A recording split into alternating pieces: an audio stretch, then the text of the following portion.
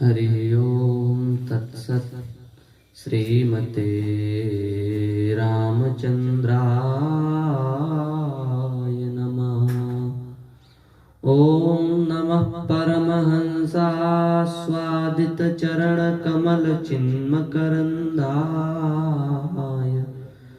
भक्त जनमानस निवासाय श्री रामचंद्राय वागीशायस्य वदने श्रीलक्ष्मीर्यस्य च वक्षसि यस्यास्ते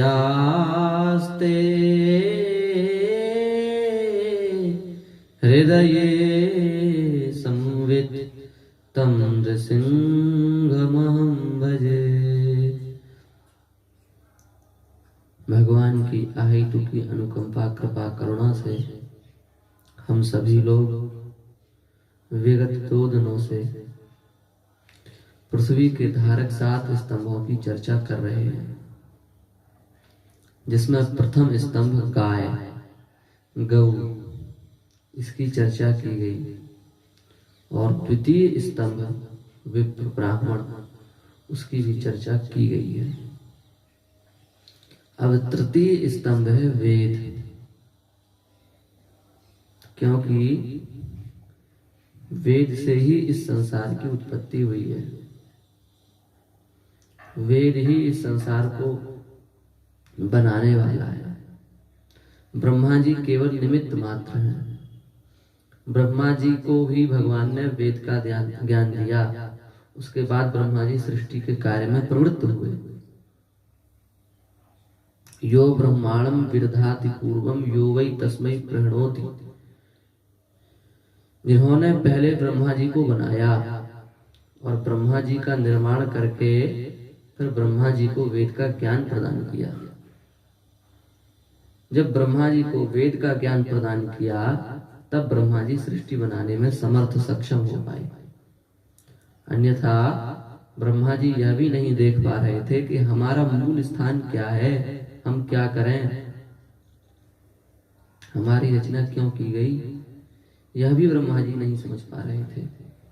ब्रह्मा जी को भी इसका ज्ञान ठाकुर जी ने दिया, भगवान ने दिया। पहले वेद का ज्ञान दिया और उस वेद का ज्ञान प्राप्त करके ब्रह्मा जी सृष्टि बनाने में समर्थ हुए। इसका तात्पर्य यह है कि ब्रह्मा जी में भी सृष्टि बनाने की शक्ति, इतने विशाल ब्रह्मांड को बनाने की शक्ति वेद से प्राप्त हुई। इसलिए ब्राह्मण का भी महत्व इसलिए शास्त्रों में अधिक बताया गया है क्योंकि वह वेद का अध्ययन करता है। वेद पाठी कहा गया है उसको। मनुस्मृति में ऋषियों ने प्रश्न किया है मनु भगवान से, और वहां पर उनसे प्रश्न करके पूछा गया कि जिस वेद की इतनी महिमा है और वेद का जो ज्ञाता है, वेद को जो पढ़ने वाला है, फिर वह क्यों मर जाता है, फिर वह मृत्यु को प्राप्त कैसे हो जाता है, ब्राह्मण की मृत्यु क्यों होती है। उसके उत्तर में मनु भगवान ने कहा है, मनुस्मृति में बड़ा प्यारा श्लोक बताया गया। मनु भगवान कह रहे हैं, अनभ्यासेन वेदानाम्, अनभ्यासेन वेदानाम् आचारस्य च वर्जनात् आलस्यात् अन्नदोषांश्च मृत्युर्विप्राञ्जिघांसति। अनभ्यासेन वेदानां प्रथम कारण दिया है। मृत्यु का प्रथम कारण है वेद का अनभ्यास, वेद का स्वाध्याय ना करना। जो ब्राह्मण वेद के स्वाध्याय से विमुख हो जाते हैं उनकी शीघ्र मृत्यु हो जाती है। यह मनुस्मृति में मनु भगवान कह रहे हैं।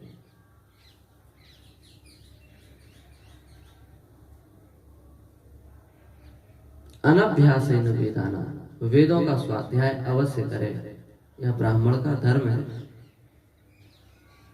बिना वेद का अभ्यास के काम नहीं चलेगा, शीघ्र मृत्यु हो जाएगी। आचारस्य च वर्जनात्, आचारस्य च वर्जनात् का तात्पर्य यह है सदाचार का त्याग कर देने से। ब्राह्मण को आचारवान होना चाहिए। यदि आचार शून्य ब्राह्मण हो जाएगा तो फिर उसकी महत्ता घट जाएगी। आचारवान व्यक्ति का वेद त्याग कर देते हैं। इसलिए वैदिक हो, वेद पाठी हो, और वेद पाठी होने के साथ साथ आचारवान होना चाहिए। आचार की भी बहुत महिमा है, सदाचार की भी बहुत महिमा है। आचारवान के विषय में कहा गया है, आचारवान सदा पूता सदैवाचारवान सुखी, आचारवान सदा धन्य सत्यम सत्यम च नारद। आचारवान की बड़ी महिमा कही गई है। आचारवान अत्यंत पवित्र हो जाता है, वह सदैव सुखी रहता है, वह सदा धन्य रहता है, वह स्वयं में सदा सर्वदा कृतार्थता का अनुभव करता रहता है। और हे नारद, आचारवान धन्य है, यह सत्य है, सत्य है, सत्य है। ये सत्य स्वरूप भगवान बार बार कह रहे हैं कि यह बात सत्य है। इसका मतलब यह बात बिल्कुल अकाट्य है। जो व्यक्ति सदाचारी है उसके जीवन में निश्चित रूप से भगवत कृपा होती ही है। इसलिए महाभारत में कहा गया, आचारहीनम न पुनन्ति वेदा यद्यप्यधीता षड्भिरङ्गैः छन्दांस्येनं मृत्युकाले त्यजन्ति नीडं शकुन्ता इव जात पक्षा। आचार से हीन व्यक्ति को वेद पवित्र नहीं कर पाते। भले ही उसने 6 अंगों सहित संपूर्ण वेद का अध्ययन क्यों न किया हो, पर यदि वह आचार से शून्य है तो वेद उसकी रक्षा नहीं कर पाता। जब उस व्यक्ति का मृत्युकाल आता है, जब उस व्यक्ति की मृत्यु का क्षण समीप में आ जाता है, तो वेद भगवान उस व्यक्ति का त्याग करके उसी प्रकार से चले जाते हैं जैसे पंख आने पर पक्षी अपने घोंसले का त्याग करके वहां से चला जाता है। क्या पंख आने के बाद कोई पक्षी अपने घोंसले में टिकता है?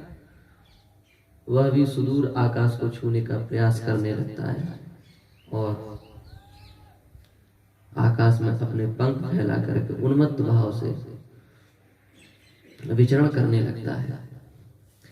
कहने का तात्पर्य यह है कि जिस प्रकार से पक्षी पंख आने पर अपने घोंसले का त्याग कर देते हैं, नीडम शकुंता, शकुंत माने पक्षी, नीड माने घोंसला, घोंसले का जिस प्रकार से पक्षी त्याग कर देते हैं, उसी प्रकार आचार से हीन व्यक्ति रूपी जो घोंसला है, वह जब मृत्यु को प्राप्त हो जाता है अथवा मृत्यु के क्षण के अत्यंत सन्निकट पहुंच जाता है, तो वेद रूपी पक्षी वहां से निकल करके चले जाते हैं, वे उसके साथ परलोक नहीं जाते। इसलिए अनभ्यासेन वेदानां आचारस्य च वर्जनात्, आचार की प्रधानता है ब्राह्मण शरीर में। और क्यों ब्राह्मण शीघ्र ब्राह्मण की मृत्यु और क्यों होती है? तो तीसरा कारण होता है आलस्यात्, प्रमादात्। आलस्य भी मृत्यु का प्रधान कारण है। प्रतिक्षण सावधानी, यही साधक का, ब्राह्मण का मुख्य धर्म है। और प्रमाद, आलस्य, यही सबसे बड़ा दुर्गुण है। एक बात समझने की है, मृत्यु के विषय में सब प्रायः शंकित होते हैं। मृत्यु को लेकर के सबके भीतर भय बना हुआ है। पर मृत्यु किसे कहते हैं? मृत्यु क्या है? आत्मा नित्य है, शाश्वत है, इस विषय में किसी को संदेह नहीं है। आत्मा के नित्यत्व में किसी भी प्रकार से किसी को भ्रांति नहीं है। गीता में कई श्लोकों में भगवान ने यह निरूपण किया है, आत्मा नित्य शुद्ध बुद्ध अनादि है। कई श्लोक है वहां पर, नैनम छिन्दन्ति शस्त्राणि नैनम दाति पावका न चैनम क्लेदयन्त्यापो न शोषयति मारुतः। इसका तात्पर्य यह है कि आत्मा का नाश नहीं होता और शरीर मरण धर्मा ही है, शरीर प्रतिक्षण मरा हुआ ही है। आत्मा की चेतनता के कारण शरीर चेतन जैसा भासने लगता है, दिखने लगता है, पर वस्तुतः शरीर चेतन नहीं है। शरीर तो मरण धर्मा है, मर ही रहा है, प्रतिक्षण नष्ट हो रहा है, प्रतिक्षण नाश की ओर ही जा रहा है। जिस व्यक्ति को 50 साल जीना था, यदि वह 20 साल का हो गया तो अब उसकी उम्र केवल 30 वर्ष शेष है, मृत्यु को प्राप्त हो रहा है। सनई सनई मृत्यु की ओर मर ही रहा है वह शरीर। तो इसलिए शरीर मर नहीं सकता, क्योंकि वो जीवित कब था जब मरेगा। और आत्मा कभी नष्ट नहीं हो सकती, क्योंकि वह तो अमर है, अजय, नित्य, शाश्वत है, पुराण है। आत्मा मर नहीं सकती और शरीर जीवित ही नहीं था जो मर जाए। तो प्रश्न यहाँ उठा कि मृत्यु किसे कहते हैं, फिर मृत्यु किसकी होती है? आत्मा की होती नहीं, शरीर की। मरा ही हुआ, इसकी मृत्यु क्या होगी? इस प्रश्न का उत्तर देते हुए सनत सुजात नाम के ऋषि महाभारत में कह रहे हैं, तत्र प्रमादो वही मृत्यु। प्रमाद ही मृत्यु है, आलस्य ही मृत्यु है। आलस्य का त्याग कर देना चाहिए। अपने कर्तव्य पथ पर आलस्य का त्याग करके आगे बढ़े। अन्न दोषाच, अन्न के दोष से, अन्न दोष भी बहुत बड़ा घातक है। अन्न दोष भी शीघ्र मृत्यु प्रदान करने वाला है।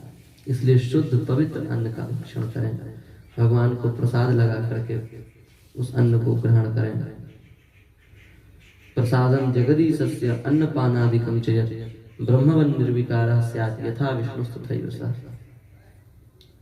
जो भगवान को प्रसाद लगा करके फिर उसको ग्रहण करते हैं, तो वह अन्न का जो दोष होता है वह तो सर्वथा समाप्त तो हो ही जाता है।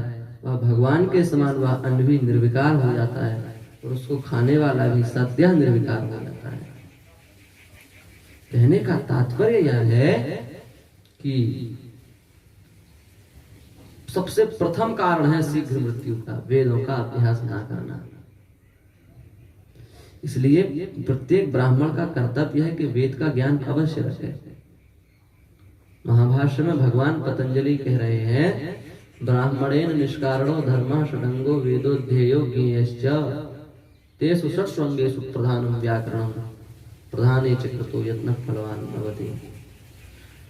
ब्राह्मण का निष्कारण धर्म है, बिना प्रयोजन के धर्म है, बिना लोभ के यह धर्म बनता है कि वह 6 अंगों सहित वेद का अध्ययन करे, उसको जाने, उसका ज्ञान प्राप्त करे। वेद के 6 अंग होते हैं, शिक्षा, कल्प, निरुक्त, छंद, व्याकरण और ज्योतिष।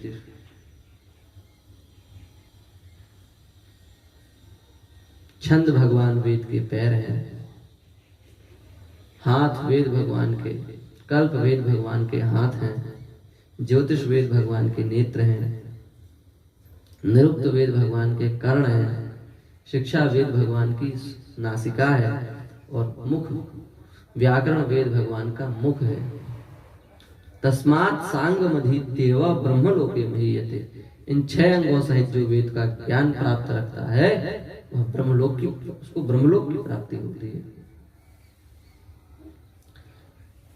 कहने का आशय यह है, वेद का स्वाध्याय, वेद का ज्ञान हमारा निष्प्रयोजन धर्म है। यदि हम वेद का अभ्यास नहीं करते हैं, ब्राह्मण होकर के वेद का स्वाध्याय नहीं करते हैं, तो हम अपने कर्तव्य से भटक रहे हैं, कर्तव्य से विमुख हो रहे हैं। और अपने कर्तव्य से विमुख होना यही सबसे बड़ा पाप है। इसलिए ये वेद की महिमा है। महाभाष्य में बड़ी अच्छी बात बताई गई, जो वेद भगवान का स्वाध्याय करता है उसके विषय में वहां लिखा है कि वह अपने पूरे परिवार के सहित स्वर्ग को प्राप्त होता है। इसलिए वेद का स्वाध्याय अवश्य करें। तो बात मूलतः यह थी कि वेद जो है वह सृष्टि को समझाने वाला, इतनी समष्टि व्यष्टि संसार की जो रचना हुई है उस रचना का मूल स्थान वेद है। वेद का ही ज्ञान प्राप्त करके परमपिता ब्रह्मा इस सृष्टि की रचना करते हैं, इस सृष्टि की रचना करने में सक्षम हो पाते हैं।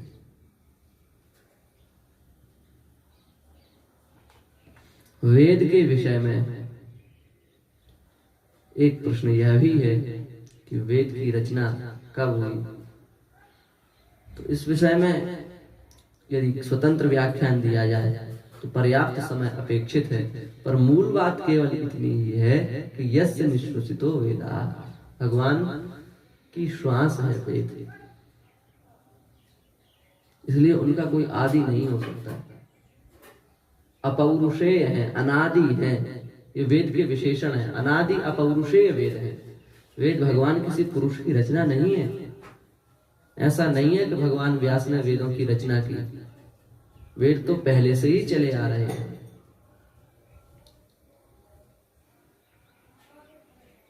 वेद कितने बड़े हैं इसकी कोई संख्या नहीं है, पर भगवान व्यास ने वेदों का दर्शन किया, उनका साक्षात्कार किया, इसलिए वे उसके रचयिता तो नहीं है पर उसके दृष्टा अवश्य है। वेद का आदि तो हो ही नहीं सकता। यस्य निश्वसितो वेदा, वेद भगवान की श्वास है।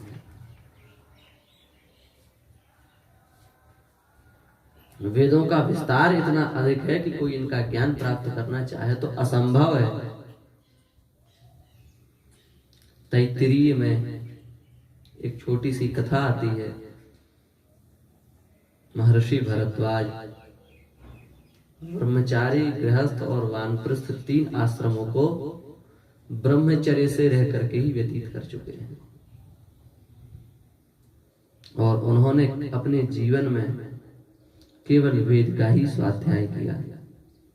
और जब उनके चौथेपन की आयु आ गई तब इंद्र उनके पास आए और इंद्र ने उनसे आकर के पूछा कि यदि हम आपको आयु बढ़ा दें तो आप क्या करेंगे।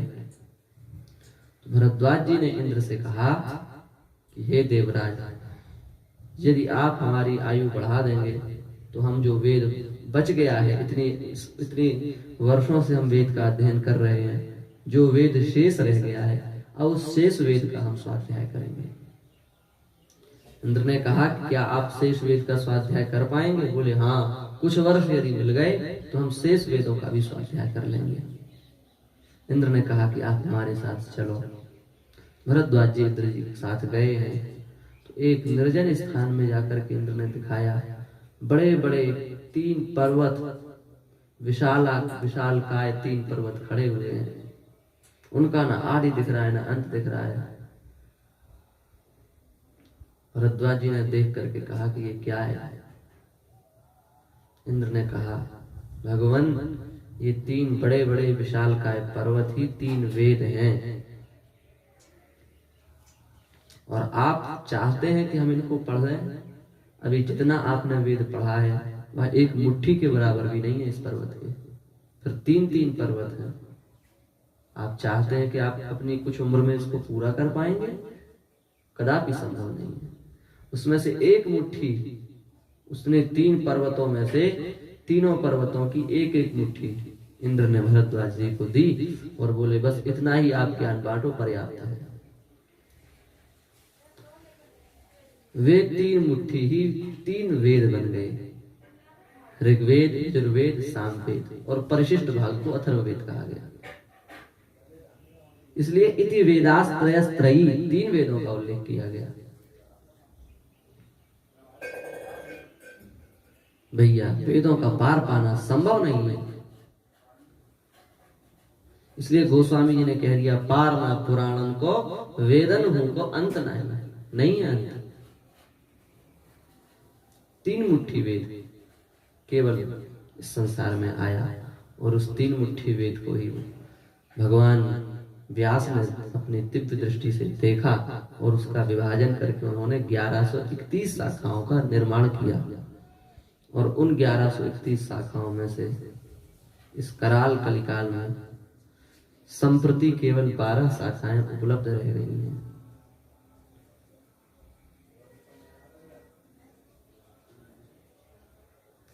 ये बात है। इसलिए वेद जो है अनादि अपौरुषेय है, विस्तृत है, अपरिमित है। उसको किसी सीमा में, उसको किसी देश काल से परिच्छिन्न नहीं किया जा सकता। वह सबसे अपरिच्छिन्न है। कितने वेद हैं? इसमें भी कई मत हैं। वेदेन रूपम अपिबत, एक वेद मान वालों के मत में यह भी ठीक है। यजुर्वेद का वाक्य है, यहाँ तृतीया एक वचन का प्रयोग किया गया। इसका मतलब वेद एक है। जो दो वेद मानते हैं उनके लिए मंत्र ब्राह्मणयोर वेद नामधेयम, मंत्र और ब्राह्मण इन दो को वेद कहा गया है। यह भी एक मत है। और इति वेदास्त्रयस्त्रयी, इस नियम के अनुसार 3 वेद भी प्राप्त होते हैं। और महाभाष्य में 4 वेदों का तो स्पष्ट नाम ही है उल्लिखित। वहां पर तो स्पष्ट बताया ही गया है 4 वेद, चत्वारो वेदाः ऋक्यजुस्साम अथर्वणः। और महाराज जी अनंता वै वेदा, अनंत है वेद। अंतिम में कह दिया अनंता वै वेदा, वेद अनंत है, इनका पार नहीं है। सभी प्रकार के मत प्रचलित हैं। पर वेद के विषय में किसी को कर्ता मानना, इसको समय के सीमा में बांधना, यह सर्वथा हास्यास्पद और मूर्खतापूर्ण बात ही है। वेद अनादि है और अपौरुषेय है, यह सिद्धांत की बात है। ऐसा जो वेद है उस वेद की हम सबको उपासना करनी चाहिए। वेद की उपासना करने से वेद भगवान की कृपा प्राप्त होगी और वेद भगवान की कृपा से हमें सब कुछ प्राप्त हो जाएगा। यह है वेद का महात्म्य, यह है वेद का महत्व। वेद शास्त्र के बारे में लिखा है, वेद शास्त्रार्थ तत्वज्ञों, वेद शास्त्रार्थ तत्वज्ञों यत्र कुत्राश्रमे वसन् इहैव लोके तिष्ठन् स ब्रह्म भूयाय कल्पते। वेद शास्त्र के अर्थ को तत्व के सहित जो जानता है, वह किसी भी आश्रम में क्यों ना बैठा हुआ हो, वह वानप्रस्थ में हो, गृहस्थ में हो, संन्यास में हो, ब्रह्मचर्य आश्रम में हो, वह इसी लोक में रहता हुआ, परलोक की बात तो छोड़िए, इसी लोक में रहता हुआ वह ब्रह्म भूय हो जाता है, वह भगवान के समान वंदित हो जाता है। कितनी महिमा है महाराज जी। भगवान किसी से प्राप्त नहीं होते, पर लिखा है वेद वेद्ये परे पुंसी, वेद से वेद्य है भगवान, वेद से भगवान का ज्ञान हो सकता है।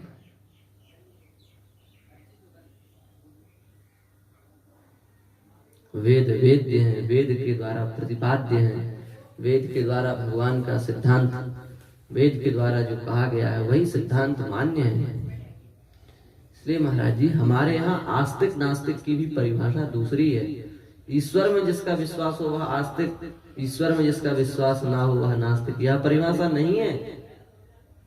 वेद में जिसका विश्वास हो वह आस्तिक, वेद में जिसका विश्वास ना हो वह नास्तिक।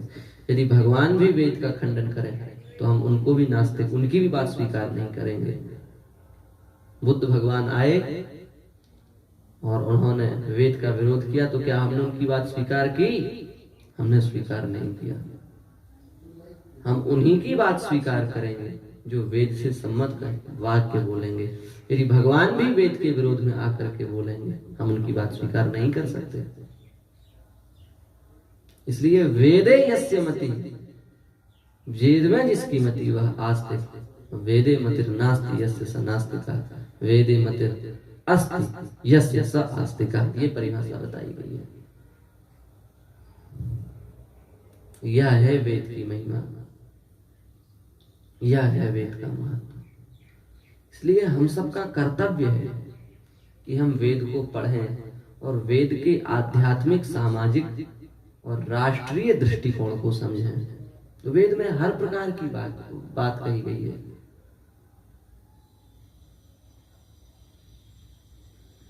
भद्रं कर्णेभिः शृणुयाम, कानों से अच्छी बात सुने। बताओ कितनी अच्छी बात है। यदि इस वैदिक वाक्य को हम स्वीकार कर लें तो पर निंदा हम सुन पाएंगे। हमारे आगे बढ़ने में, हमारी उन्नति में बाधा क्या है? हम परनिंदा सुनते रहते हैं, हम दूसरे के दोष सुनने के लिए व्याकुल बने रहते हैं, है कि नहीं?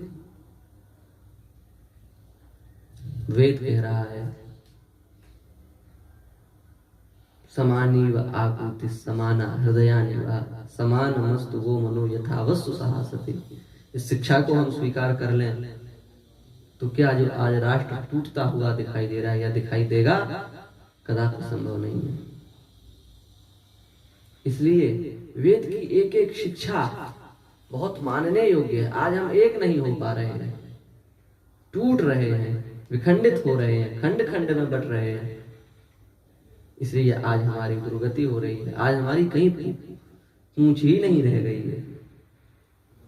पर वेद भगवान कह रहे हैं समानी व आकुत समाना हृदयानि व, ऋग्वेद का मंत्र है समानी व आकुति समाना हृदयानि व समानमस्तु वो मनो यथा वस्तु सहासति।